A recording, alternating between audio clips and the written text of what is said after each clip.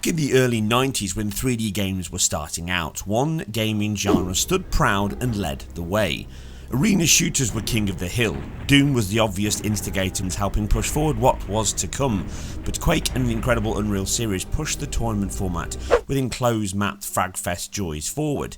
Now, despite great games coming after, it eventually lost its lead but never actually died out, instead morphing into the COD and Battlefield games, which has now become the Fortnite Battle Royale Fest. Great ideas never die. VR has the opportunity to bring the old school into the new, and this is what we have here in TeleFrag VR, which is Unreal Tournament for the virtual reality generation.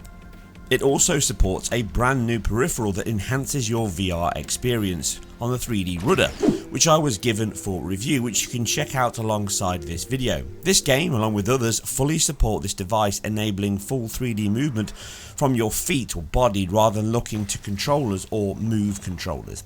It enhances the experience whilst making movement far more natural. Check that review out in the links to learn more.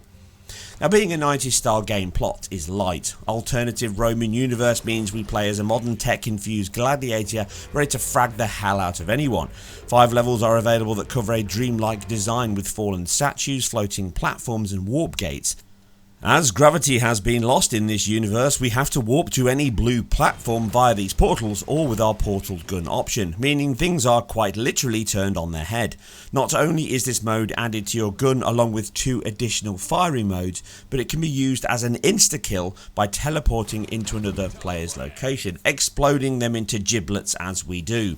You dual wield from 5 weapons at the start and get to choose them upon death and respawn, but be careful, you only have a limited amount per round and they count down, so you can't always keep using the most powerful or your favourite. The small split of segments, multiple modes of combat, movement and attacks coming from anywhere, it can be difficult at times to spot your enemy. The fact it is 1v1 only helps to keep this within check, and I'm sure was a very conscious decision by the devs, as it can overwhelm with all angles of view, dual weapons, multiple modes of attack and travel. It can become increasingly chaotic if this was a 3v3 or a 4v4 game. The animation is a little to none actually, which leaves characters ice skating across the levels at a rapid pace, which of course you can mimic with very fast movement, aft and lateral movement overall. Strafing is of course a key technique here. It is an arena shooter after all. No other modes are present apart from this deathmatch 1v1 mode, and you can play offline with bots or online with another player. Bots are used to fill slots if no other players are found, and this was a common occurrence during my playtest, with me only getting into a public match on a handful of occasions across a couple of hours of play. Round 2.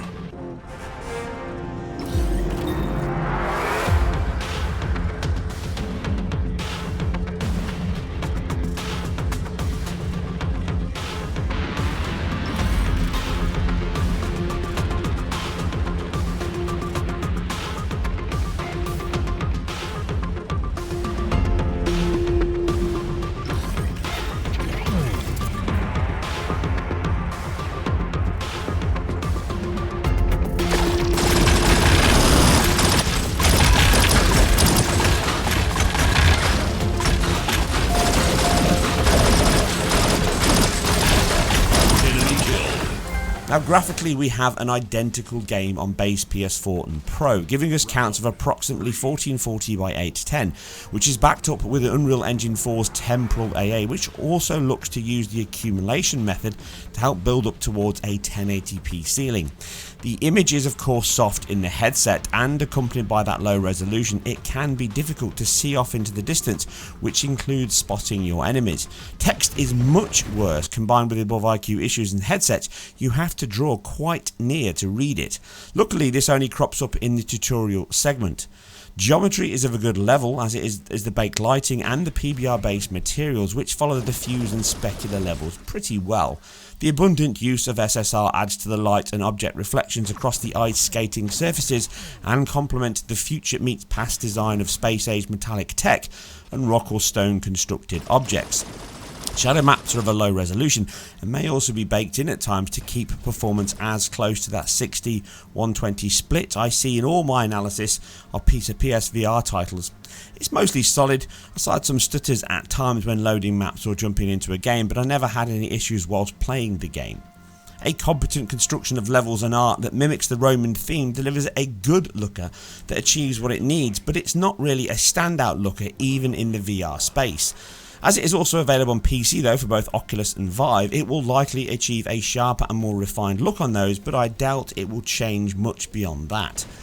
Sound is again functional. 3D audio can be much easier to hear where your attack is coming from, along with the arrows of attack pointing towards them. Laser blasts, explosions and the required announcers are enough to tick all the boxes, if not really stand out from many others. The music again complements it and ticks the box to have it running there, but it really, nothing here audio wise stands out much and above what you've played before, and even many years ago in these arenas, but that really is the target, I suppose.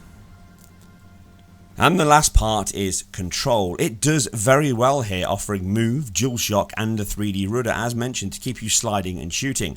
Moves are good as always to dual wield and aim, but it also suffers tracking issues that are ever present with them across many PSVR titles. It's not exclusive to this one.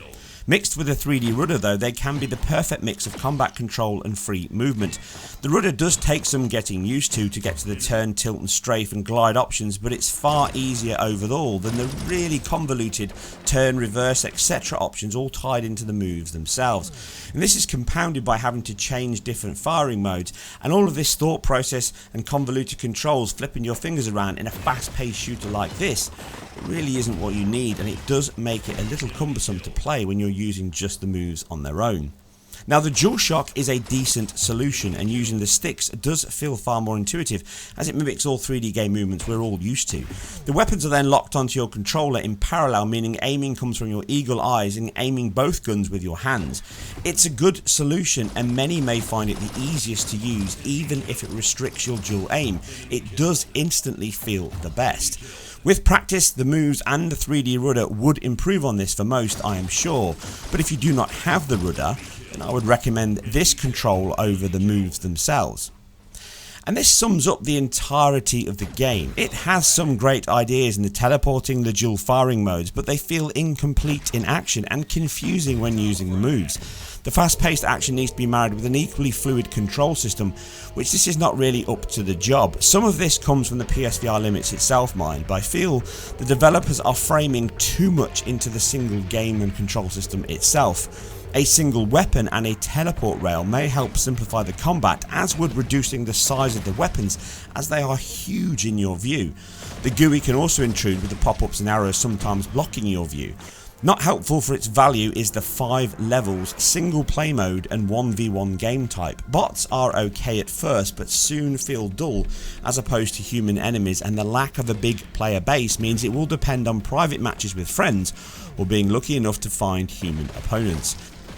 The premise is excellent and the delivery is competent in those aims to bring arena shooters into VR. The incredibly fast movement, weapons and unique level design that mirrors a DMC type design at times are a strong point. Some of them look great, almost like a God of War feel on occasion. Sadly, the lack of long-term engagement, fiddly controls and high sickness levels reduce the value here, not to mention the low player base and generally inconsistent AI. It is a real bonus bots are in, which will keep the game going long after or if the server support goes offline. It just needs better and more of them to make it a viable solution. With more time to refine the controls, add more levels and game modes such as King of the Hill, Sabotage or such would really help increase its value, alongside boosting games to 3v3 or such. It almost feels like an early access title that shows good promise but not great value for the £20 or €25 Euro price tag. What is here is fun, frantic and fresh, but it needs far more variety and refinements to controls to deliver the promise within. Enemy killed. And that's another VR review. I hope you guys and girls enjoyed this, and if you like my VR reviews and want more of them, then please leave your comments and thoughts in the comments section below. What else do you want me to look at? What are you interested in? Please, as always, share where appropriate, like if you did, dislike if you didn't, and if you can, support me over on Patreon by buying me a sandwich or a beer. $1 will really help me expand my repertoire and the work that I do here. I'll catch you on the next one. Victory.